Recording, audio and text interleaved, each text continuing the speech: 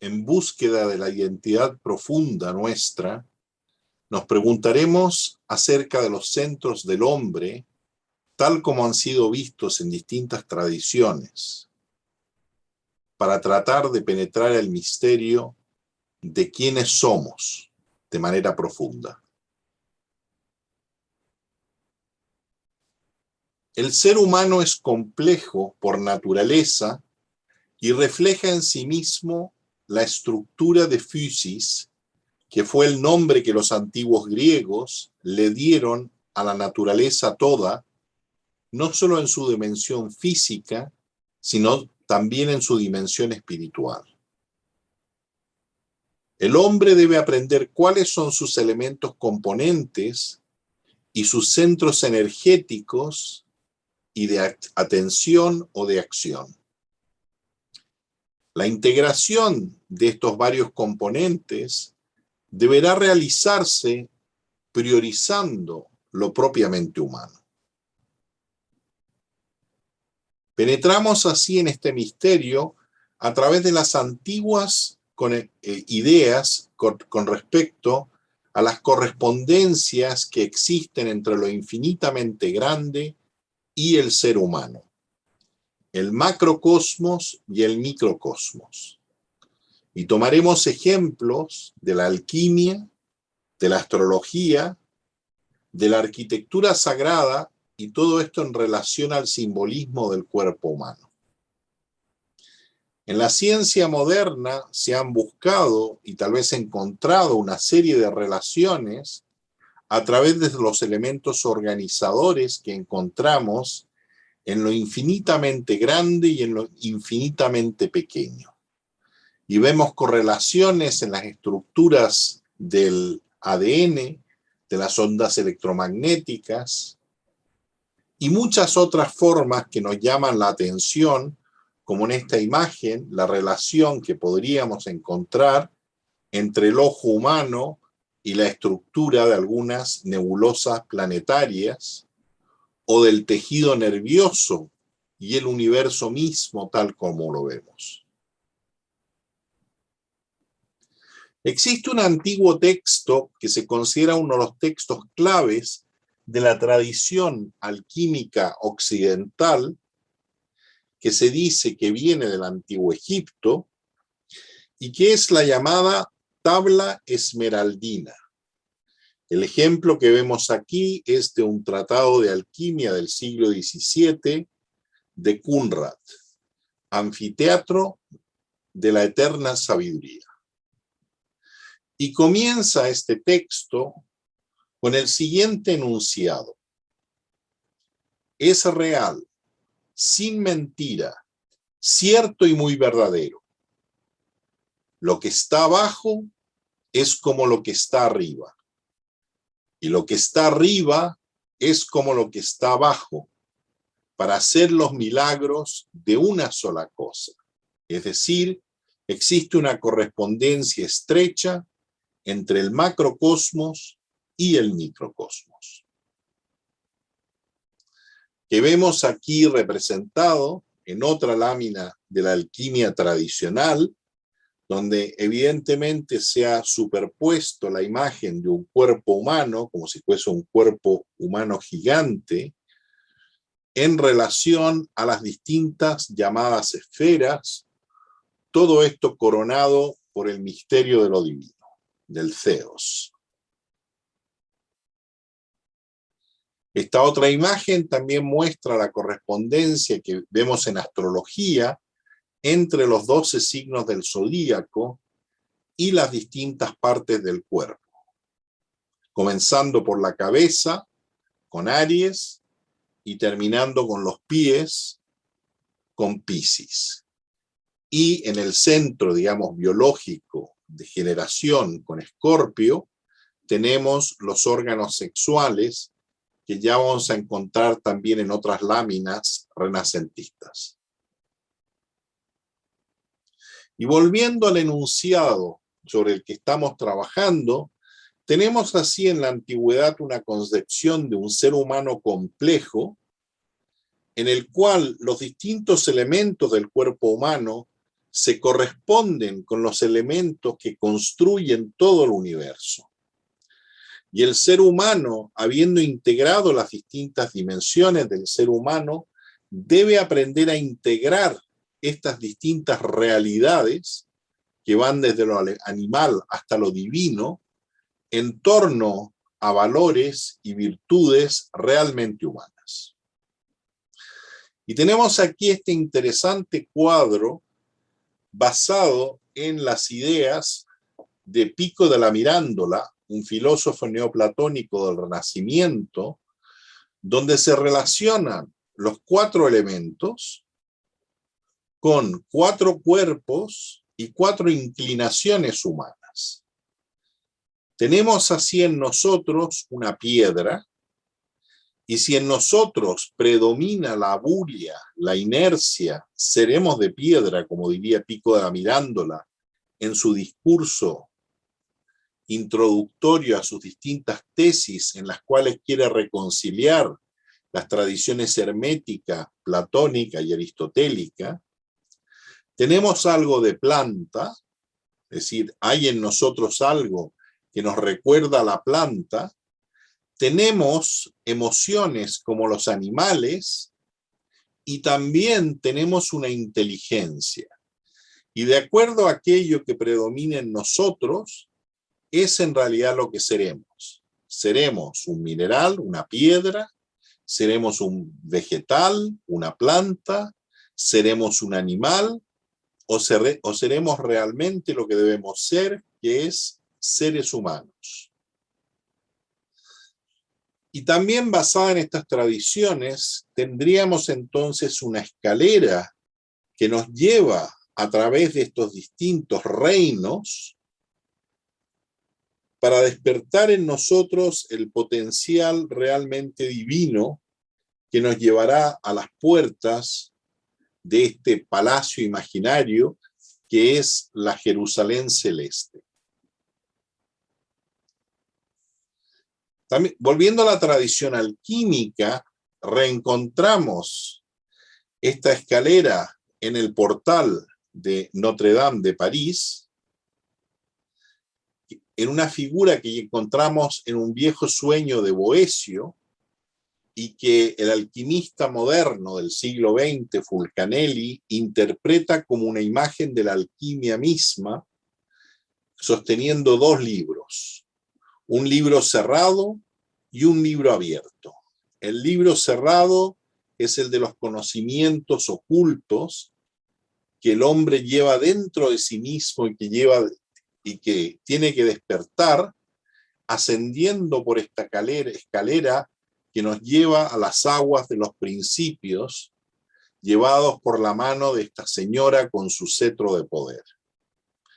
Y a mano derecha vemos esta escalera, que es un tema medieval simbólico muy importante, relacionado con las distintas virtudes esenciales. Y es muy interesante esto porque nos dice que el camino del ser humano, el camino ascensional del ser humano, pasa por despertar sus poderes latentes, lo mejor que lleva en sí mismo. Pero hay más símbolos.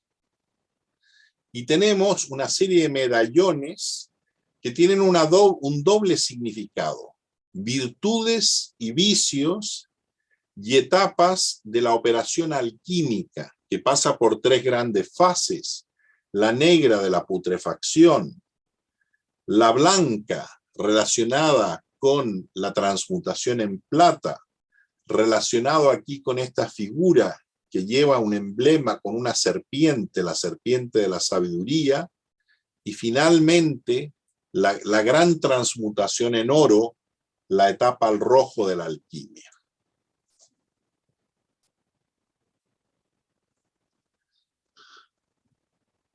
Lo siguiente creo que será de gran interés para todos nosotros, pues todo lo hemos visto, vamos a ver la imagen, pero muy pocos de nosotros conocemos el origen sobre el cual Leonardo da Vinci hizo su clásica figura de las proporciones del ser humano. El arquitecto romano Vitruvio, en sus 10 libros de la arquitectura, establece una relación entre las partes del templo y las proporciones del ser humano. Es decir, el templo va a reflejar las proporciones del ser humano y el ser humano va a reflejar las proporciones del cosmos. Nos dice, es imposible que un templo posea una correcta disposición si carece de simetría y de proporción, como sucede con los miembros o partes del cuerpo de un hombre bien formado. El cuerpo humano lo formó la naturaleza de tal manera que el rostro, desde la barbilla hasta la parte más alta de la frente, donde están las raíces del pelo, mida una décima parte de su altura total. Y recomendamos pausar el texto tantas veces como deseáis para leer el texto completo.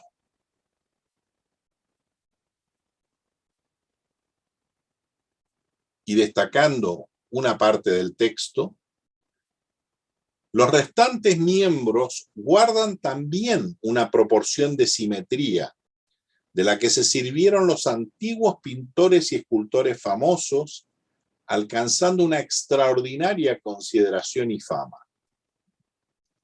Exactamente de igual manera, las partes de los templos deben guardar una proporción de simetría perfectamente apropiada de cada una de ellas respecto al conjunto total en su completa dimensión.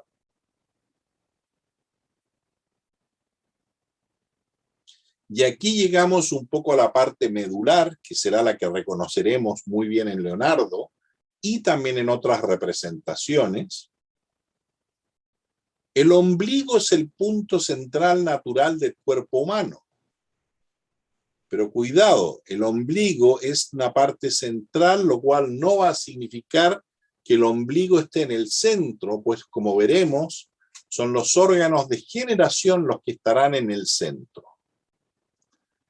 En efecto, si se coloca un hombre boca arriba con sus manos y sus pies estirados, situando el centro del hombre en su ombligo y trazando una circunferencia, esta tocaría la punta de ambas manos y los dedos de los pies. Es decir, el ombligo nos divide en dos proporciones desiguales, pero si estiramos, nuestros brazos estarán en el centro de un círculo. Y a su vez, el ombligo dividirá, de acuerdo al canon áureo, a la proporción áurea, al ser humano, siendo la parte más larga desde la base de los pies hasta el ombligo. La figura circular trazada sobre el cuerpo humano nos posibilita lograr también un cuadrado. Si se mide de la planta de los pies hasta la coronilla, la medida resultante será la misma que se da entre las puntas de los dedos con los brazos extendidos. Exactamente su anchura mide lo mismo que su altura, como los cuadrados que trazamos con la escuadra. Es decir, el ser humano está inserto en un cuadrado con los órganos de generación en el centro y también inserto en un círculo. Y aquí vuelve a destacar Vitruvio que los antiguos utilizaron esta relación en la realización completa de sus obras, donde cada una de sus partes guarda una exacta y puntual proporción respecto a la forma total de su obra. Dejaron constancia de la proporción de las medidas en todas sus obras. Y ahora, esto lo quiero destacar, pero sobre todo las tuvieron en cuenta en la construcción de los templos de los dioses. Y aquí tenemos distintas representaciones basadas en este texto clásico de Vitruvio. Como ven, aquí no está incluido el de Leonardo, que veremos en un segundo, y es simplemente para ilustrar que estas proporciones ideales del cuerpo humano como reflejo del universo tuvieron un gran impacto y suscitaron un gran interés.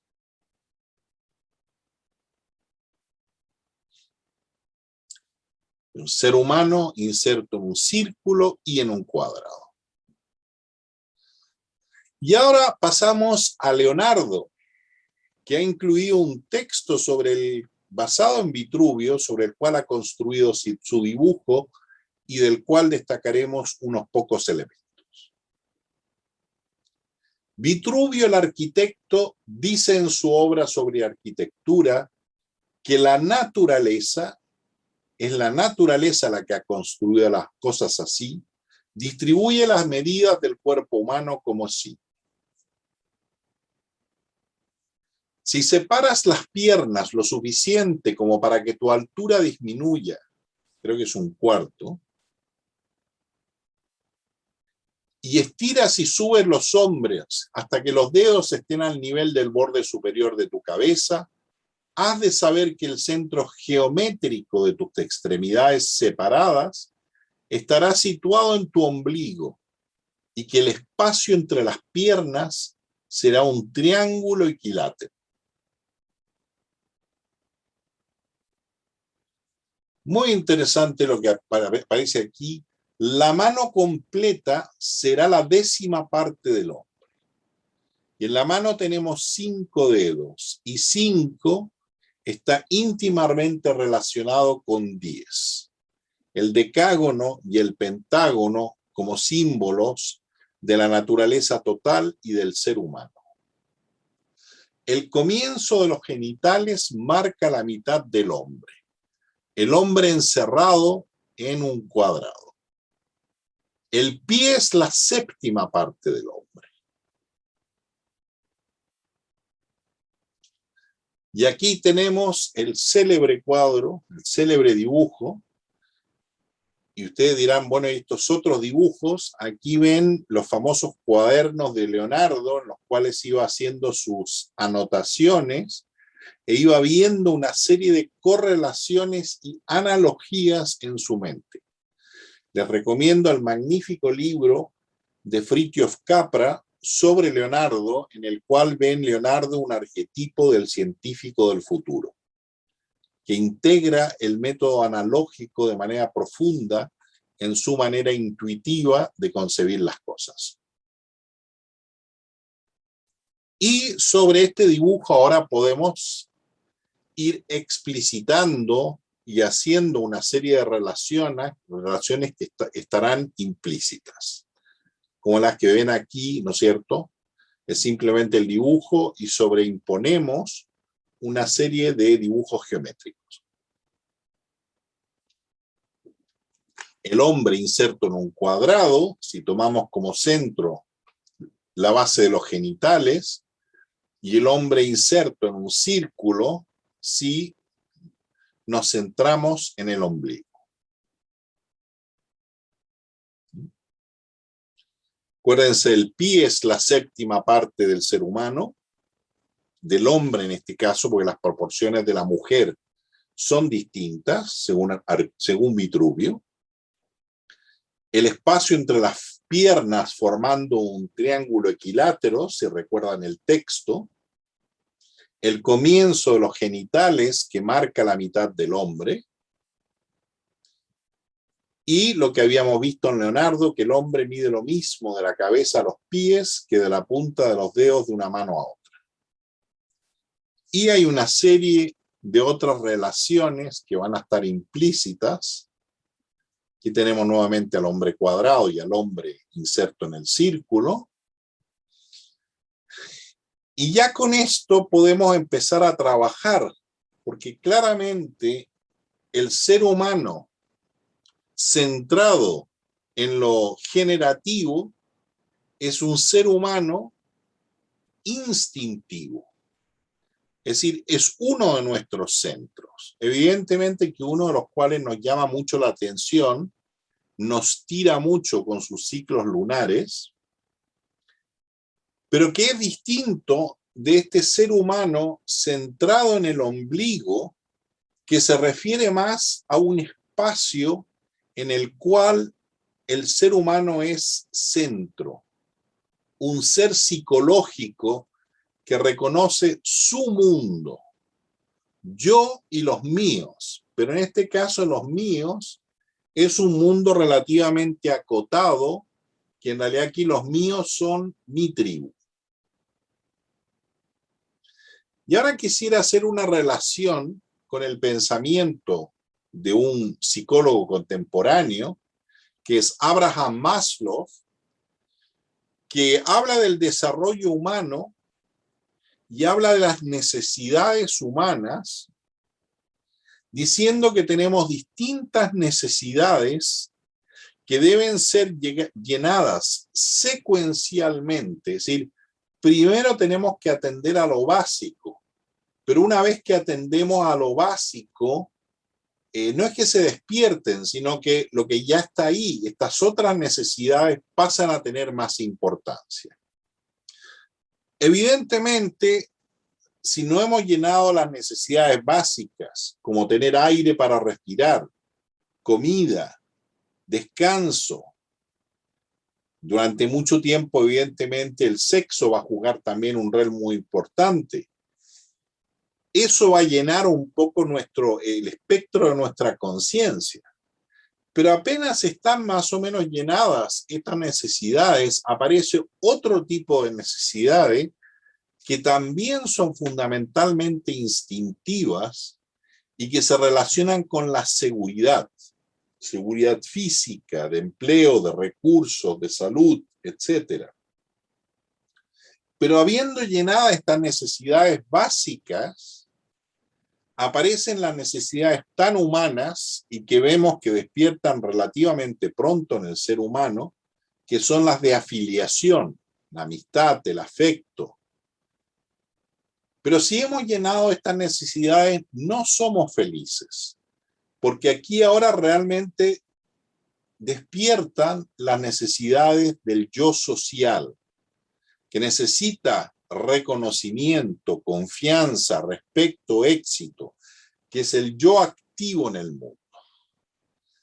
Pero lo que es muy interesante es que esto todavía no llena completamente al ser humano, puesto que existe un nivel superior de autorrelación, de autorrealización del potencial humano, que tiene que ver con las virtudes, que tiene que ver con la imaginación, que tiene que ver con nuestra identidad, de nuestro ser en el mundo. Entonces, nuevamente encontramos distintos centros relacionados con necesidades, y en este caso son centros de atención secuenciales que deben ir llenándose para ir pasando a lo superior.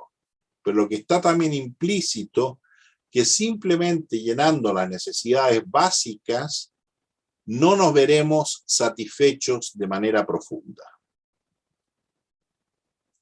Y algunas imágenes más que podemos derivar de la interpretación de Leonardo de Vitruvio, este hombre pentágono, donde ahora aparece algo muy importante que son las relaciones áureas, la proporción áurea como elemento fundamental, organizador del conjunto, de las proporciones ideales del hombre,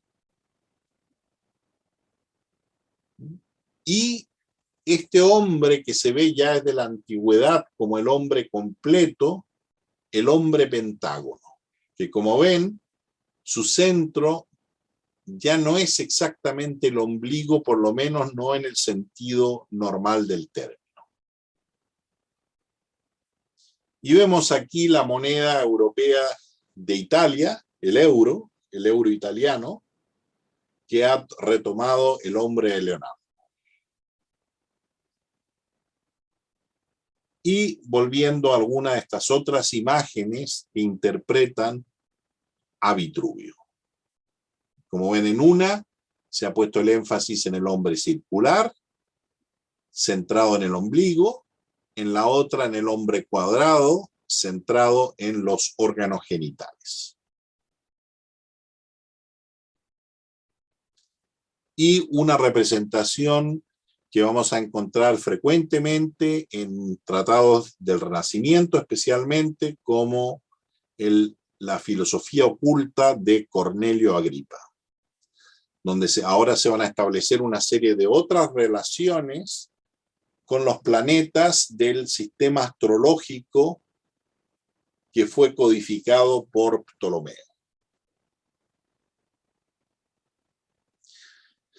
Hemos hablado de dos centros, pero queremos agregar un tercer centro, que será el centro fundamental del ser humano manifestado en el mundo, de acuerdo a la tradición egipcia, el corazón. Vemos aquí una representación de una de las etapas del alma en el más allá, en la cual el hombre debe enfrentarse al enjuiciamiento de su vida. Y toda su vida estará de alguna manera memorizada, reflejada en lo que vemos a la izquierda de la balanza, que es el corazón Ip, que es contrabalanceado a la derecha por la pluma de justicia, de la justicia, o Maat. Arriba vemos al dios de la sabiduría Tot en forma de babuino, y al dios Anubis, dios psicopómpico del tránsito de un mundo al otro, controlando el proceso. Y el mismo difunto en su clave superior, representado como esta ave con una cabeza humana, que se llama Ba, asiste al juicio. El corazón entonces es el testigo de sus acciones en el mundo. Cuando estamos en este mundo, somos nuestro corazón en gran parte. Es decir, van a pesar todas las acciones que haremos, que se verán reflejadas en este testigo que es nuestro corazón, y más allá de todo está nuestra alma inmortal Ba. Y vemos algunos textos interesantes que nos darán claves sobre la importancia del corazón. Yo voy a volver a poner tu Ip o corazón dentro de tu cuerpo a fin de que tú recuerdes lo que has olvidado. Nut, diosa madre y cielo, ella te da tu corazón en tu cuerpo. Ella lava tus huesos por ti, ella recoge tus miembros por ti. Yo te aporto tu corazón de tu madre, yo lo coloco en su sitio en tu cuerpo mientras que tú eres renovado y rejuvenecido en los rituales de resurrección. Corazón mío, vete a tu lugar a fin de que tú te acuerdes de esto que está dentro de ti. Mi corazón no olvida su lugar, él está en su sitio. Yo conozco mi nombre y no lo olvido. Y un comentario de la recopiladora de estos textos, en un ensayo sobre el corazón. Como se ve, pues, la restitución del corazón da al muerto su memoria y su identidad. Nosotros somos fundamentalmente nuestro corazón, que será pesado en el tránsito hacia el otro mundo. Es el tema de la continuidad en el más allá. Y en el tesoro de Tutankamón vemos que se ha reemplazado el corazón físico, que ha sido eliminado como elemento que se pudre durante el ritual de momificación, y reemplazado por este amuleto corazón, que es un escarabajo como símbolo del ser humano mismo y su potencial espiritual, que ha desplegado sus alas para volar hacia el sol. Y abajo tenemos varios jeroglíficos relacionados con los distintos componentes del ser humano, de los cuales hemos hablado de los primeros dos, el Ip o corazón, y el Ba, que es el ser humano espiritual que sobrevive. Nuestra identidad profunda es nuestro nombre, el Ren. Y existe una sombra que se llama Keivit, que la podríamos relacionar con la parte sutil de nuestro cuerpo, al igual que el Ka, que se relaciona fundamentalmente con nuestro vehículo emocional. Y aquí vemos nuevamente el todo. El ser humano plenamente desplegado es este ser vestido en blanco que tiene la misma altura de los dioses, es decir, que dentro de nosotros hay un Dios. Somos dioses ultérrimamente, de acuerdo a la tradición egipcia. Y el ser humano realizado plenamente, que ha integrado en vida lo mejor de sí mismo, es representado por esta piedra cúbica con cabeza humana. Piensen de que si somos una piedra cúbica, podemos ser elementos útiles en la construcción del gran edificio que es la sociedad humana. Y los que conozcan un poco del simbolismo de la masonería, conocerán y reconocerán el símbolo de la piedra cúbica. Bueno, y sin entrar ahora mucho en detalles, haremos referencia a las tradiciones orientales que hablan de 7 centros humanos principales. Y comenzaremos con algo que puede ser sorprendente para algunos, que estos centros, que en la India se llaman chakras, aparecen referidos también en otras tradiciones, como en un libro de lo que podríamos llamar cristianismo esotérico, de un discípulo de Jacobo Böhme, Johann Georg Gichtel, Teosofía Práctica, en la cual aparecen 7 centros que se corresponden exactamente con los 7 chakras de las tradiciones de yoga de la India. Y volvemos a ver nuestro corazón, que en realidad está en el centro de los 7 y que en la astrología occidental se relaciona con el corazón humano y el sol. Este es un cuadro sintético de cómo aparecen 7 centros o chakras en los distintos textos de yoga, como el Hatha Yoga Pradipika, en los cuales también se habla de 2 fuerzas, solar y lunar, que deben ser complementadas o armonizadas. Y en realidad la palabra Hatha Yoga significa la unión de Surya y Chandra, es decir, del sol y la luna. Es decir, que la salud y la vida es un equilibrio de estas 2 fuerzas que van a pasar a través de 7 niveles, que van a ser 7 centros sutiles en el centro humano, que se llaman chakras, habiendo una correspondencia entre el 4º chakra, el del medio, con el corazón humano. Y la verdad que es sorprendente que esto ya aparezca en esta imagen de un texto del esoterismo cristiano, donde van a aparecer los 4 elementos también.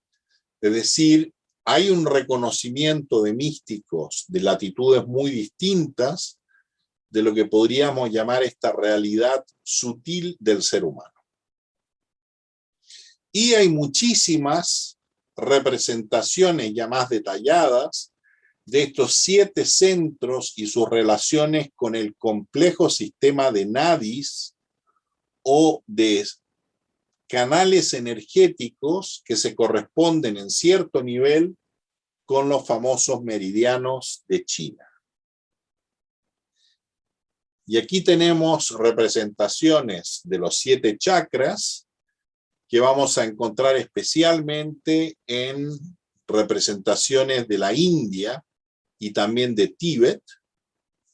En Tíbet están en relación también con el llamado libro tibetano de los muertos, y Joseph Campbell, el estudiador de religiones, tiene una muy interesante conferencia donde va hablando de los estadios del post-mortem y la relación con los 7 chakras. Es una conferencia que les recomiendo a todos. Muy, muy interesante sobre el libro tibetano de los muertos. Y tenemos también cosas similares en la China. Como ven, aquí tenemos la columna vertebral.